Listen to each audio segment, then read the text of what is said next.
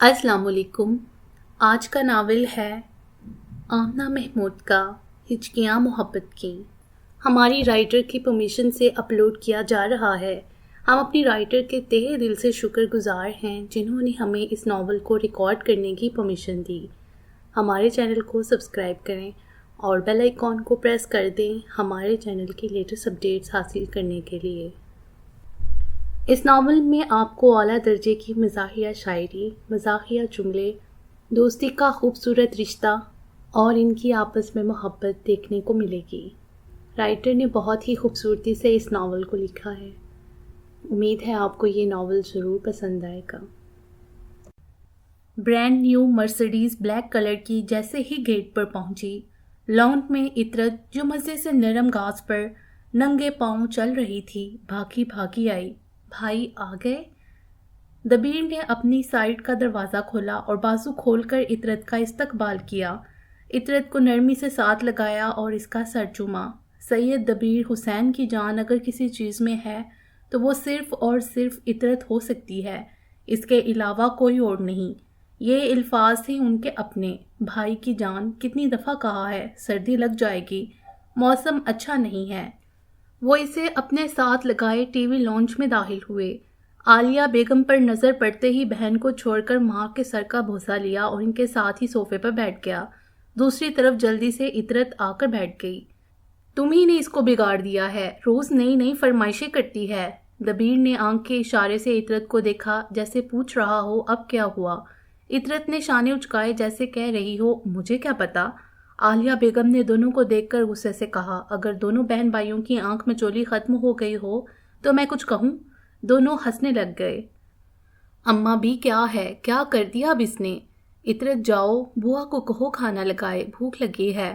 ارے بیٹا تمہاری اور بھی دو بہنیں ہیں، تم نے کبھی ان کے ساتھ اتنے چونچلے نہیں کیے۔ کل اس نے بھی پرائے گھر جانا ہے، کیا کرے گی وہاں جا کر؟ تم جہیز میں ساتھ جاؤ گے؟ دبیر کے چہرے پر ہلکی مسکراہٹ آ گئی۔ دونوں ہاتھوں سے ماں کو پکڑ کر چہرہ اپنی طرف کیا جو وہ ناراضگی سے موڑ گئی تھیں۔ اماں بھی میں نے عشرت اور ندرت کو بھی بہت پیار دیا ہے، ہر خواہش پوری کرتا ہوں، جو مانگتی ہیں دیتا ہوں۔ کوئی شکایت کی انہوں نے میری؟ دبیر نے شکوہ کناں آنکھوں سے ماں کی طرف دیکھا۔ نہیں میرے بیٹے ایسی بات نہیں ہے، وہ اپنے اپنے گھروں میں خوش ہیں، تو پھر کیا مسئلہ ہے؟ مسئلہ انہیں نہیں عطرت کو ہے۔ کیا ہوا عطرت کو؟ ابھی تو ٹھیک ٹھاک تھی، میں نے خود دیکھا۔ دبیر نے ٹائی ڈھیلی کرتے ہوئے کہا۔ اب وہ شوز اتار رہا تھا۔ سید زادیاں لڑکوں کے ساتھ نہیں پڑھتیں اور محترمہ فرما رہی ہیں میں نے میڈیکل کالج میں داخلہ لینا ہے۔ خبردار جو تم نے اس دفعہ اس کی حمایت کی سمجھے۔ عالیہ بیگم نے غصے سے بیٹے کو دیکھا جو اب شوز کے ساتھ موزے اتار کے پاؤں پر پاؤں رگڑ رہا تھا۔ اس کی شادی کرو اور پھر اپنی طرف توجہ دو۔ اچھا یہ بات ہے، مسکراہٹ کے ساتھ ماں کی طرف دیکھا۔ جی بالکل، اور حسب عادت آپ کو عطرت کی فرمائش بری نہیں لگے گی۔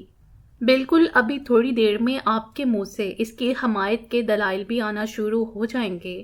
عالیہ بیگم بیٹے کی فطرت سے واقف تھیں۔ تو اس میں برا کیا ہے، اچھا ہے گھر کا ڈاکٹر ہوگا۔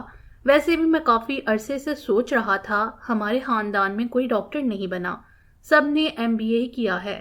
حد ہے دبیر۔ عالیہ بیگم غصے سے اٹھیں اور واک آؤٹ کر گئیں، جبکہ دبیر نے اندر آتی ہوئی عطرت کو انگوٹھے سے اوکے کا سائن دیا، جس کا مطلب تھا تمہارا کام ہو گیا، اور خود مسکراتا ہوا روم میں فریش ہونے چلا گیا۔ پیچھے سے عطرت نے آواز لگائی، you are the best brother in the world, I love you. Defence area میں بنا یہ 5 کنال کا گھر اصل میں گھر کم اور فارم ہاؤس زیادہ تھا۔ اس سید ہاؤس میں کل 4 لوگ رہتے تھے۔ عالیہ بیگم جو بہت پرانے خیالات کی مالک تھیں، بلکہ یوں کہنا زیادہ مناسب ہوگا کہ وہ آج کل کے دور میں پرانی روایات کو قائم رکھے تھی۔ شوہر کی وفات کے بعد دوسری شادی نہیں کی، اپنی زندگی ایک بیٹے اور 3 بیٹیوں پر قربان کر دی۔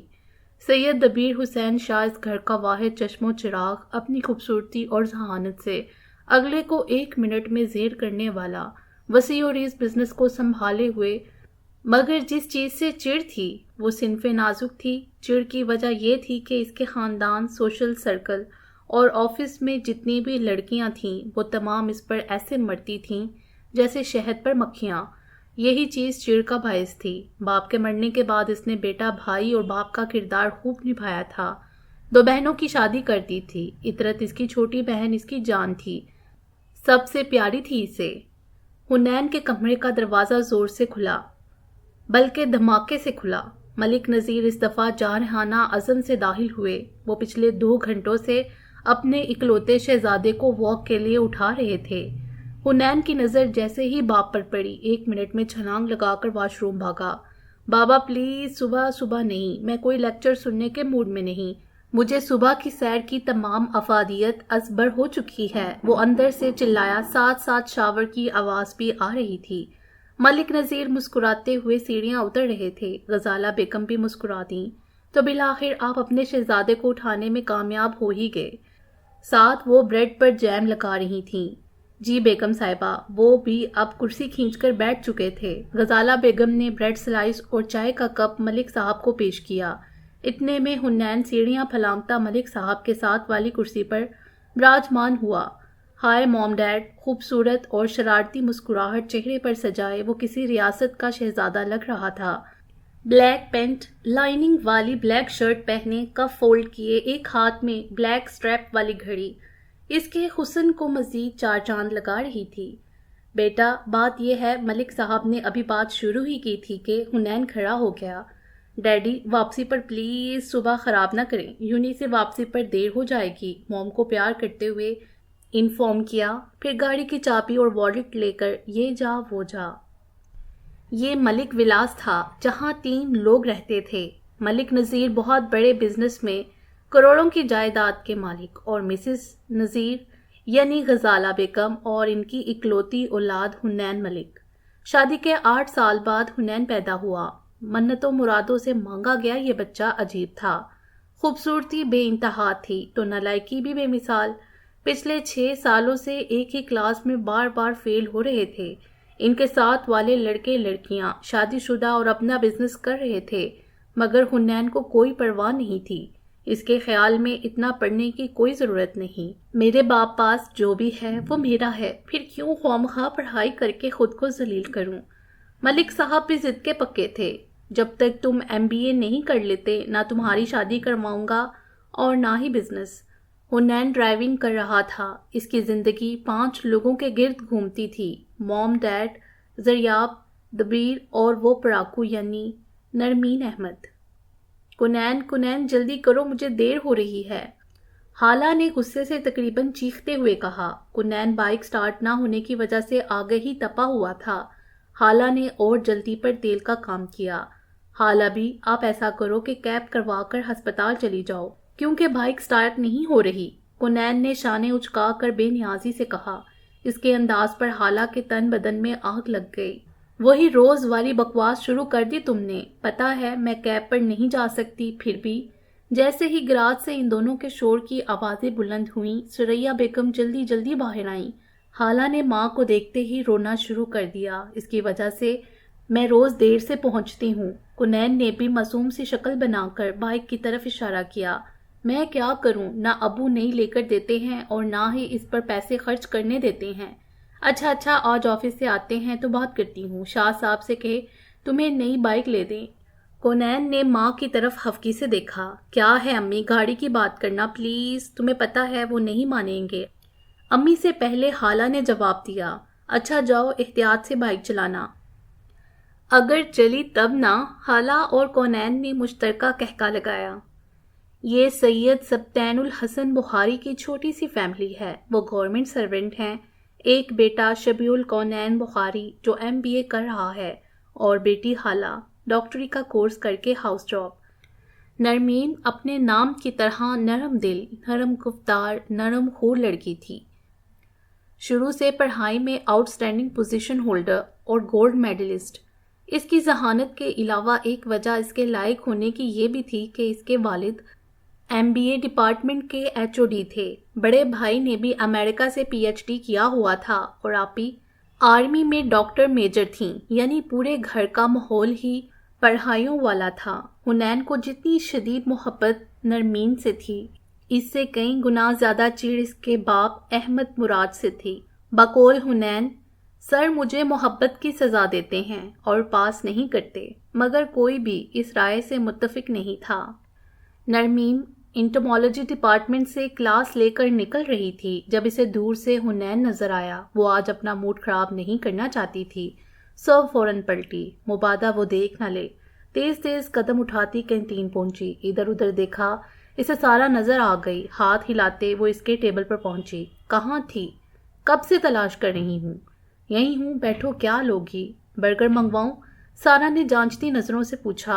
ہاں منگوا لو، قدرے بیزاری سے جواب آیا۔ سارا برگر کا کہہ کر لوٹی تو وہ اپنے دونوں ہاتھ ٹیبل پر رکھ کر کچھ سوچ رہی تھی۔ کیا ہوا؟ یار مجھے لگتا ہے وہ اس دفعہ بھی فیل ہو جائے گا۔ جو آخری امید بچی ہے شادی کی وہ ختم ہو جائے۔ میں کب تک پاپا کو منع کروں؟ ویسے بھی سارے بہانے ختم ہو گئے ہیں، اب تو میرا MS بھی مکمل ہو جائے گا۔ گیٹ کھولتے ہی 3-4 نوکر بھاگے ہوئے آئے، ہر طرف حویلی میں شور مچ گیا۔ چھوٹے خان آ گئے، سب خوش تھے، اور کیوں نہ خوش ہوتے، سب کی جان تھی اس میں۔ گورا رنگ، بادامی آنکھیں، لمبا قد، ایسی پرسنالٹی جو دیکھے دیکھتا رہ جائے۔ قدرت نے حسن بے مثال دیا تھا، اوپر سے رہتی سہتی کسر اچھے لباس نے نکال دی تھی۔ سردار زریاب علی خان آئے ہیں شہر سے۔ جیسے ہی کامدار نے اطلاع دی، ڈائننگ ٹیبل پر موجود ہر شخص خوشی سے چیخ اٹھا۔ زریاب آیا، عید ہو گئی۔ افراسیاب، ماہین دادی بیگم، کوثر بیگم نسرین، بڑے سردار دلاور علی خان اور سردار حشمت علی خان، سب نے کھانا چھوڑ دیا اور زریاب کو ملنے کے لیے کھڑے ہو گئے، سوائے ماہ نور کے، جس کے چہرے پر خفگی نمایاں تھی۔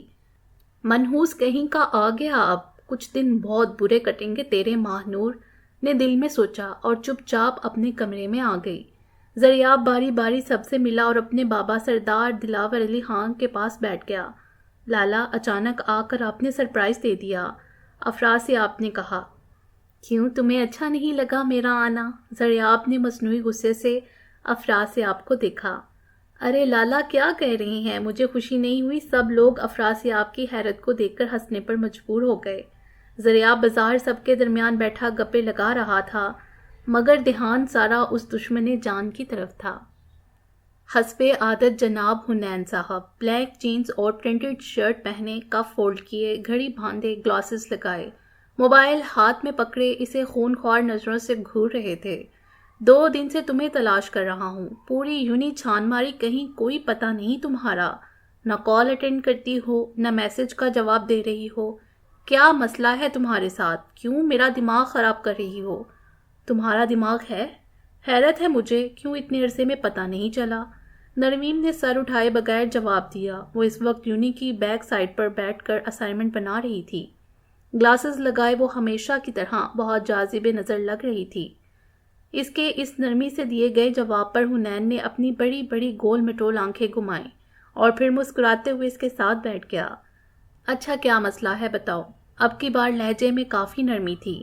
مسئلہ وہی ہے جو پچھلے 6 سال سے چلا آ رہا ہے، ہنوز کام کرتے دھیمی آواز میں جواب آیا۔ یعنی؟ آنکھیں گھما کر نرمیم کو دیکھا اور اس کے ہاتھ سے پین چھین لیا۔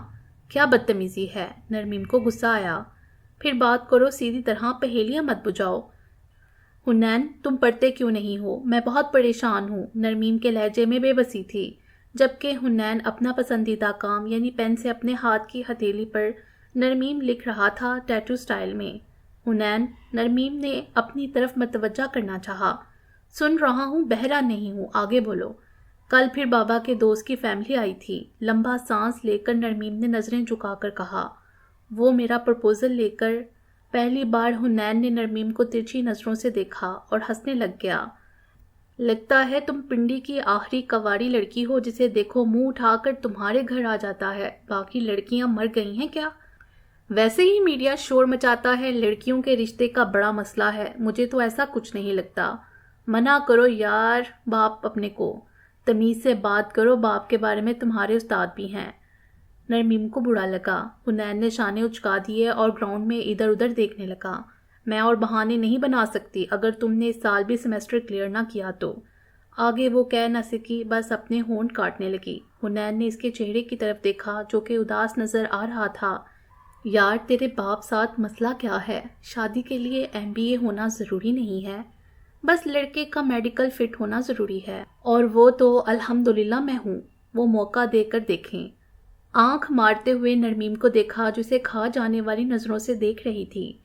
تم انتہائی ذلیل، کمینے اور بےغیرت انسان ہو، میرا دماغ خراب ہے جو تمہارے ساتھ بحث کرتی ہوں۔ نرمیم کا صبر جواب دے گیا تھا، وہ اپنی سب چیزیں سمیٹ کر جلدی سے اٹھنے لگی، تبھی حنین نے اس کا ہاتھ پکڑ لیا۔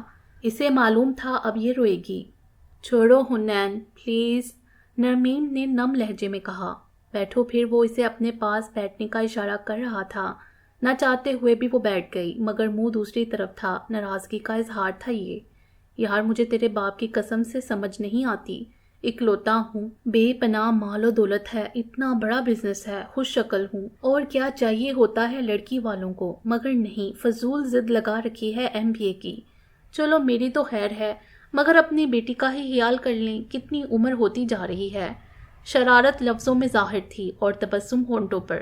پہلی دفعہ نرمیم نے مڑ کر دیکھا۔ حنین کا مقصد بھی یہی تھا، پیاری لگ رہی ہو۔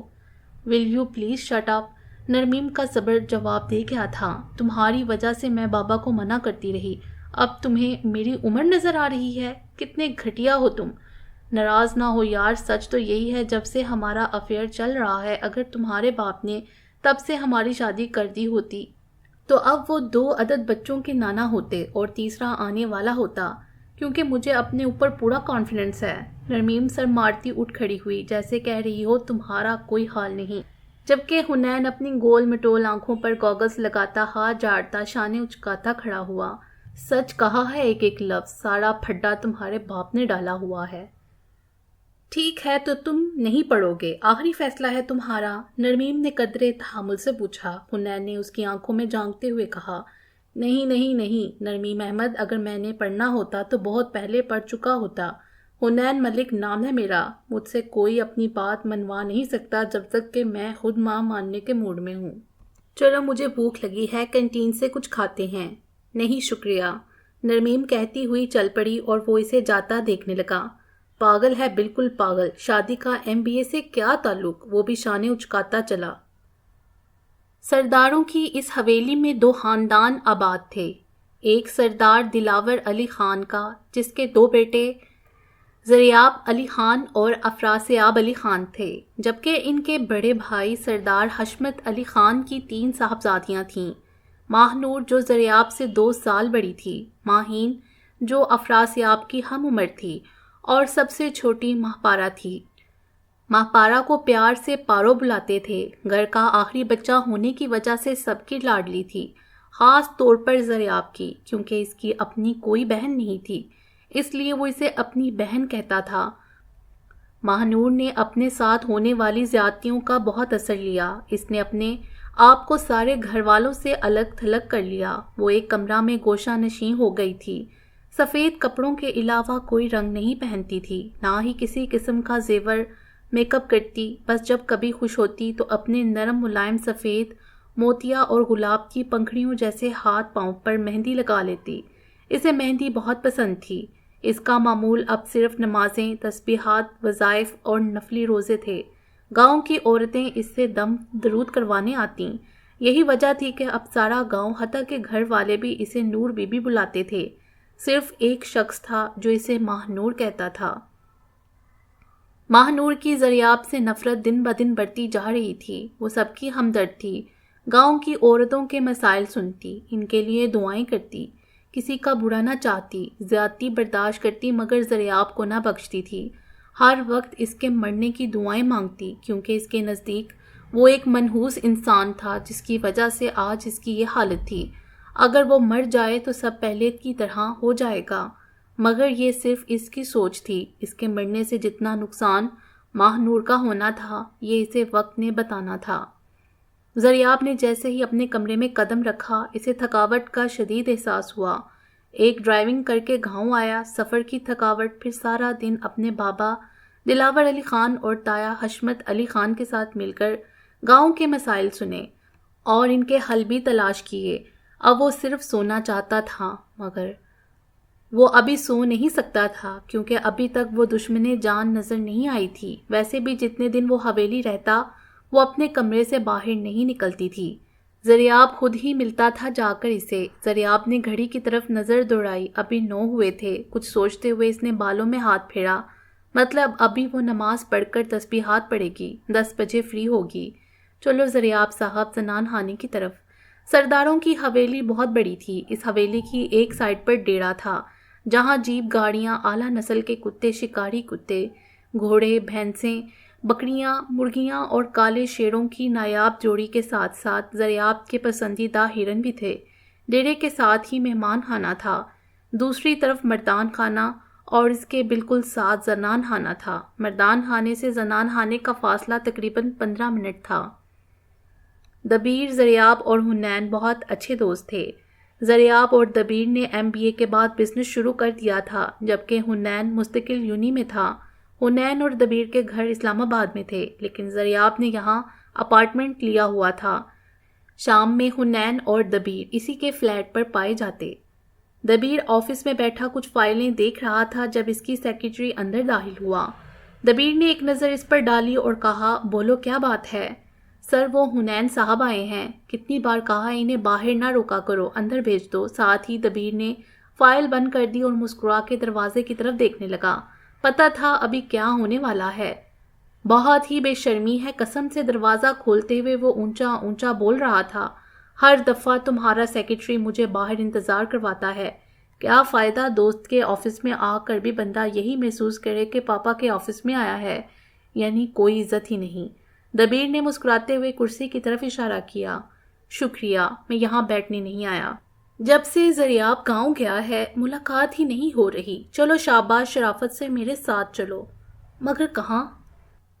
حنین کی آنکھیں تھیں تو کالی، مگر الو کی طرح بالکل گول تھیں۔ یہی وجہ تھی کہ اگر 100 لوگ بھی ایک جگہ بیٹھے ہوں تو حنین واضح ہوتا تھا۔ اوپر سے اس کی شرارتی مسکراہٹ بھی اس کو نمایاں کرنے میں اہم کردار ادا کرتی۔ دوستوں کی جان تھا یہ حنین۔ اچھا بابا، چلو اپنی آنکھوں کے سحر میں مبتلا نہ کرو۔ دبیر نے چابیاں اور والیٹ موبائل اٹھایا اور دونوں پارکنگ میں آ گئے۔ ڈاکٹر رائحہ بخاری اپنی ڈیوٹی دے رہی تھیں جب اس کی نظر گھڑی پر پڑی۔ اوف، اتنی دیر کر دی، ابھی تک مجھے کوئی لینے کیوں نہیں آیا؟ یہ کہتی ہوئی وہ اپنا سامان سمیٹ کر ایگزٹ ڈور کی طرف چل پڑی۔ پارکنگ میں آ کر اس نے کوئی نمبر ڈائل کرتے ہوئے موبائل کان ساتھ لگایا۔ آ رہے ہو؟ چلو ٹھیک ہے۔ یہ ڈاکٹر رائحہ بخاری ہے، جس کو برانڈڈ گاڑیوں کا عشق کی حد تک شوق ہے۔ بس نام کی ڈاکٹر ہیں، والد کے اصرار پر ڈاکٹری کی، ورنہ بننا تو انٹیریئر ڈیزائنر چاہتی تھیں۔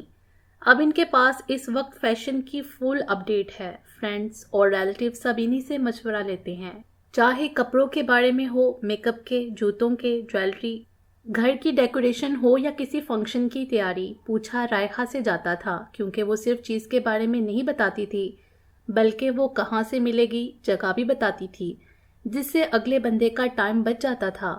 اور گاڑیوں کے بارے میں کمال انفارمیشن تھی۔ پارکنگ میں کھڑی گاڑیوں کا یوں ایکس رے کرتی کہ بندہ حیرت کے سمندر میں غرق ہو جاتا۔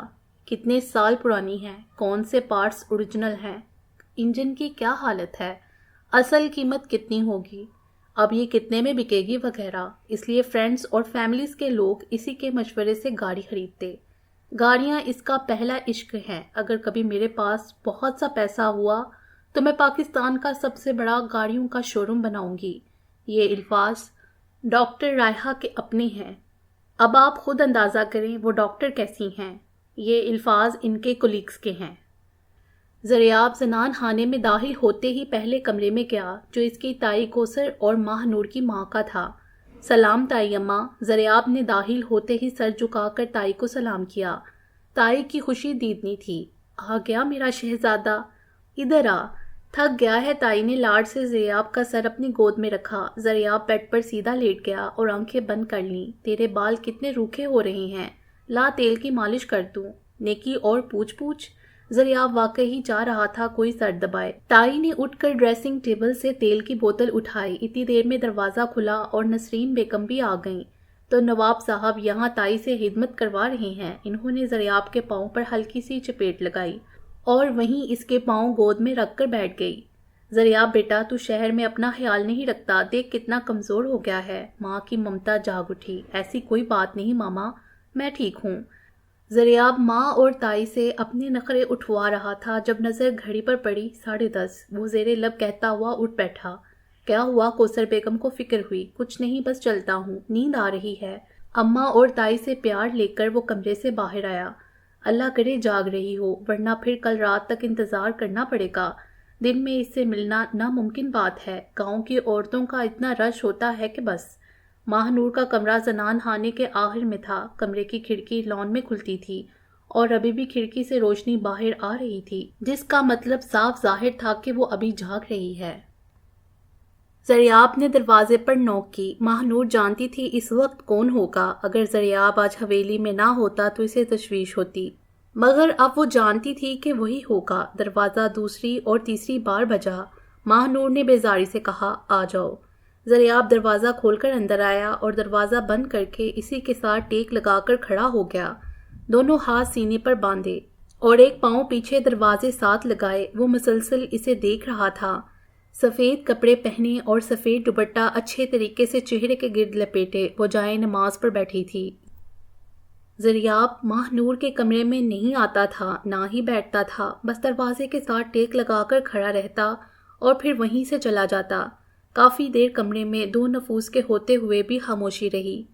پھر اس خاموشی کو زریاب کی آواز نے توڑا، ہمیشہ کی طرح۔ کیسی ہو؟ تم سے مطلب؟ جیسی بھی ہوں، ماہ نور نے بغیر دیکھے کہا۔ زریاب نے اس کے جواب پر گردن نفی میں ہلائی، جیسے کہہ رہا ہو تم نہیں بدل سکتی۔ تمہاری سرد مہری سے الجھنے سے تو بہتر تھا، تمہاری سرد مہری سے الجھنے سے تو بہتر تھا، ہم اپنی ذات کے قصے در و دیوار سے کہتے۔ پھر شکوہ زبان پر آیا، میں اتنی دور سے اتنے دنوں بعد آیا ہوں، بندہ اپنی شکل ہی دکھا دیتا ہے۔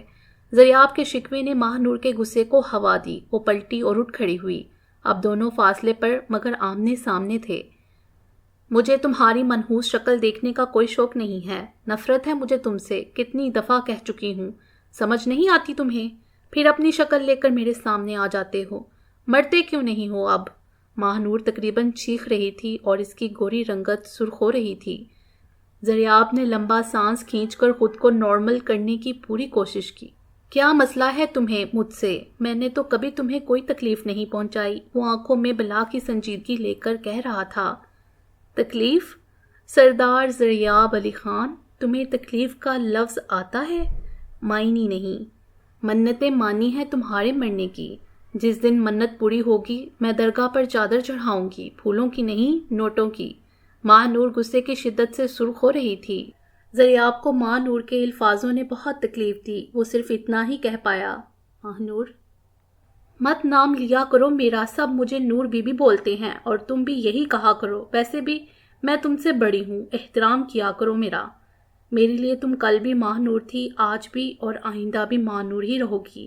زریاب نے اپنی بادامی آنکھیں جن میں تھکن نمایاں تھی ماہ نور کے چہرے پر گاڑتے ہوئے کہا، اور سنو، یہ جو تم ہر وقت میرے مرنے کی دعائیں مانگتی ہو، تم نے میری زندگی کے لیے رو رو کے دعائیں نہ مانگی تو میرا نام زریاب علی خان نہیں۔ اس کے ساتھ ہی وہ پلٹا، مگر پھر ماہ نور کی طرف دیکھ کر کہا، ماہ نور قدر نہ کی جائے تو نعمتیں چھین لی جاتی ہیں، پھر چاہے وہ رزق ہو یا محبت، اور اپنے کمرے کی طرف قدم بڑھا دیے۔ پارکنگ میں آ کر دبیر نے ہچکی لی۔ خیریت؟ حنین نے اپنی بڑی بڑی آنکھیں گھما کر پوچھا۔ پتہ نہیں یار، رات سے ہی آ رہی ہیں، مگر اب تھوڑی تھوڑی دیر بعد آ رہی ہیں۔ میرے گلے میں درد بھی ہونے لگا ہے، ساتھ ساتھ سینہ بھی بج رہا ہے۔ تکلیف دبیر کے چہرے سے واضح تھی۔ چابیاں ادھر دے دو، میں خود ڈرائیو کروں گا۔ اپنی زندگی کا رسک نہیں لے سکتا، حنین نے ڈرائیونگ سیٹ پر بیٹھتے ہوئے کہا۔ آج اتوار ہے، کونین نے حالہ بی بی کو صبح صبح کچن میں دیکھ کر پوچھا۔ جی، مختصر جواب آیا۔ پھر آپ کچن میں کیا کر رہے ہیں؟ اس وقت تو بستر میں ہونا چاہیے تھا۔ اتوار کو تو آپ شام میں ہسپتال جاتی ہیں، کونین نے تھرموس سے چائے نکالتے ہوئے کہا۔ امی آج اپنا فیورٹ کام کر رہی ہیں اور مجھے ساتھ دینے کا حکم ملا ہے، خالہ انتہائی بیزاری سے جواب دیا۔ او ہو، تو یہ بات ہے، کتنے لوگ ہیں، کب تک آئیں گے، لڑکا کیا کرتا ہے؟ کونین نے تجسس سے پوچھا۔ مجھے کیا پتا، بس حکم ملا ہے، آج چھٹی کرو، گھر پر رہو، اور بس۔ وہ منہ بناتی اپنے چائے کا کپ اٹھائے ٹی وی لانچ میں آ گئی۔ پیچھے پیچھے کونین بھی اس کے ساتھ لاؤنج میں آ گیا۔ اداس کیوں ہو؟ پتہ میں سوچتی ہوں تم لڑکے ٹھیک ہو؟ کیوں کیسے؟ کونین نے چائے کا سپ لیا۔ مطلب یہ شادی کی ٹینشن سے آزاد، جب تک دل کیا اپنا کیریئر بنایا، پھر پسند کی لڑکی سے شادی کی اور عیش۔ جبکہ ہم بڑی ہوئی نہیں کہ ماں باپ کو رشتے کی فکر پڑ گئی۔ اب امی ابو کو دیکھ لو، ہر ویکنڈ پر کوئی نہ کوئی آ جاتا ہے۔ مجھے تو اپنا آپ شو پیس لگ رہا ہے۔ خالہ بہت دکھی تھی۔ اچھا چھوڑو، قانون قدرت ہے، تمہیں کب تک گھر رکھیں؟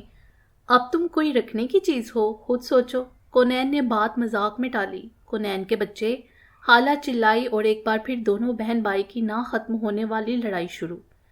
ریسٹورنٹ کی پارکنگ میں گاڑی رکی۔ دبیر کی ہچکیوں میں اضافہ ہوتا جا رہا تھا۔ یار رکو، پھر کسی دن لنچ کریں گے۔ ابھی گھر چلتے ہیں، دبیر نے کہا۔ جی نہیں، مجھے ابھی بھوک لگی ہے، اندر چل، شرافت سے کھانے کے بعد تجھے کسی ڈاکٹر کو چیک کرواتا ہوں، حنین نے قطعی لہجے میں کہا۔ کھانے کا آرڈر دیکھ کر حنین نے پینٹ کی جیب سے موبائل نکالا۔ ذریعہ کی خبر لوں ذرا، گاؤں جا کر ہمیں بھول جاتا ہے۔ ساتھ ساتھ اس کا نمبر ڈائل کیا۔ 2-3 بار کال کرنے پر بھی فون اٹینڈ نہیں ہوا تو حنین کو غصہ آ گیا۔ پتہ نہیں اس پیرنی نے کیا جادو کیا ہوا ہے ذریعہ پر، کتے کی طرح بے عزتی کرتی ہے پھر بھی بھاگا جاتا ہے۔ تکلیف کے باوجود دبیر مسکرانے لگا۔ آنے دے بچو، ذریعہ کو بتاؤں گا، وہ تیرا علاج بالکل ٹھیک کرتا ہے، فی الحال تو تجھے علاج کی ضرورت ہے۔ حنین نے اپنی گول مٹول آنکھیں گھمائیں۔ اتنی دیر میں ویٹر نے کھانا ٹیبل پر لگا دیا۔ اتنا زیادہ کھانا؟ دبیر نے بمشکل بولا۔ مجھ سے تو ایک نوالا بھی نہیں کھایا جائے گا، اور تجھے کس نے کہا ہے کھانے کو؟ حنین نے سکون سے جواب دیتے ہوئے کھانا شروع کیا۔ یار یہ تو سب کھا لے گا، اتنا آرڈر تو ہم تب کرتے ہیں جب ذریعہ ساتھ ہوتا ہے، دبیر نے احتجاج کیا۔ تو میں اپنے دوست کو مس کر رہا ہوں، اس کے حصے کا کھانا بھی نہیں کھا سکتا، حنین نے معصومیت سے جواب دیا۔ یہ کون سا نیا طریقہ ہے مس کرنے کا؟ دبیر اب ہچکیوں سے اکتا چکا تھا، اوپر سے حنین کی حرکتیں، وہ ضد چھوڑ رہا تھا۔ حنین نے شرارت سے دبیر کو دیکھا اور کہا، کم بخت ہچکیاں رک ہی نہیں رہی، نہ جانے کس کے دل میں اٹک گیا ہوں۔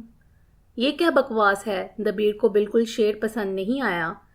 میری جان، اسے شعر کہتے ہیں، اور شاعر اس میں بتانا چاہ رہا ہے کہ یہ جو آپ کو ہچکیاں لگی ہیں، اس کا مطلب ہے کہ کوئی حسینہ آپ کو بری طرح مس کر رہی ہے، کیونکہ موبائل کی ایجاد سے ہچکیاں ہی مس کال تصور کی جاتی تھیں۔ حنین نے کانٹا ہاتھ میں پکڑا، ادھر ادھر گھما کر بڑے مؤدبانہ انداز میں ہچکیوں کا فلسفہ بیان کیا۔ مقصد دبیر کو تنگ کرنا تھا، جو پورا ہو گیا۔ دبیر کرسی سے کھڑا ہو گیا۔ میں جا رہا ہوں، مزید تیری بکواس نہیں سن سکتا۔ ارے بابا ناراض نہ ہو، حنین نے ٹشو سے ہاتھ صاف کرتے ہوئے کہا۔ بل دے، میں گاڑی سٹارٹ کر رہا ہوں۔ یہ کہتے ہوئے وہ ہوٹل سے نکل گیا۔ کیسا رہا آج کا دن؟ مہمانوں کے جاتے ہی شاہ صاحب نے سریا بیگم سے پوچھا۔ ٹھیک ہے سب، لڑکا بھی مناسب ہے، ان کی فیملی بھی بڑی نہیں، ہماری طرح چھوٹی سی ہے، مگر… اتنا کہہ کر سریا بیگم چپ ہو گئیں۔ مگر کیا؟ شاہ صاحب نے سریا بیگم کے چہرے پر اداسی کے تاثرات دیکھ کر پوچھا۔ شاہ صاحب، ہم سعادت سید ہیں، کیا ہماری بیٹی کے نصیب میں سید نہیں؟ میرا دل کسی اور کاسٹ میں رشتہ کرنے کو نہیں مان رہا۔ تو یہ بات ہے، شاہ صاحب نے بیگم کو دیکھ کر کہا۔ اب اگر خالہ کے لیے کوئی سید زادے کا رشتہ نہیں آ رہا تو ہم کیا کریں، اللہ کی مرضی۔ میں پرانے زمانے کی طرح اتنی سی بات پر بیٹی کو گھر بٹھا کر نہیں رکھ سکتا، تھوڑی چھان بین کر کے ہاں کر دیتے ہیں، آگے اللہ ہماری بیٹی کے نصیب اچھے کرے۔ بیگم کوثر آمین کہہ کر کمرے سے چلی گئی، اور شاہ صاحب نے گہری سانس خارج کیا، کیونکہ ان کی بھی وہی خواہش تھی جو سریا بیگم کی تھی، مگر قدرت سے کون لڑ سکتا ہے۔ حنین نے ہسپتال کی ایمرجنسی کے پاس گاڑی روکی، چال اتر دبیر کو کہتے ہوئے کہا۔ مگر یہاں؟ دبیر نے حیرانگی سے جواب دیا۔ یہاں نہیں تو اور کہاں جانا ہے؟ حنین نے اپنی گول مٹول آنکھیں گھما کر دبیر کو دیکھا۔ یار مجھے سرکاری ہسپتالوں سے چڑ ہے، کوئی پرائیویٹ کلینک دیکھ۔ چلو جی، ایک تو تیری ناک پر کچھ نہیں چڑھتا۔ حنین نے گاڑی آگے بڑھا دی، تھوڑی دور سے ایک پرائیویٹ ہسپتال نظر آیا۔ چل ادھر چلتے ہیں، دبیر نے سر ہلا کر اجازت دے دی۔ ریسیپشن پر بہت ہی خوبصورت لڑکی موجود تھی، اسے دیکھتے ہی حنین کی طبیعت کھل اٹھی، کیونکہ اس کا کہنا تھا کہ اگر حسن کی قدر کرو تو حسن ملتا ہے۔ میں اسی لیے بہت خوبصورت ہوں کیونکہ میں حسن کی قدر کرتا ہوں۔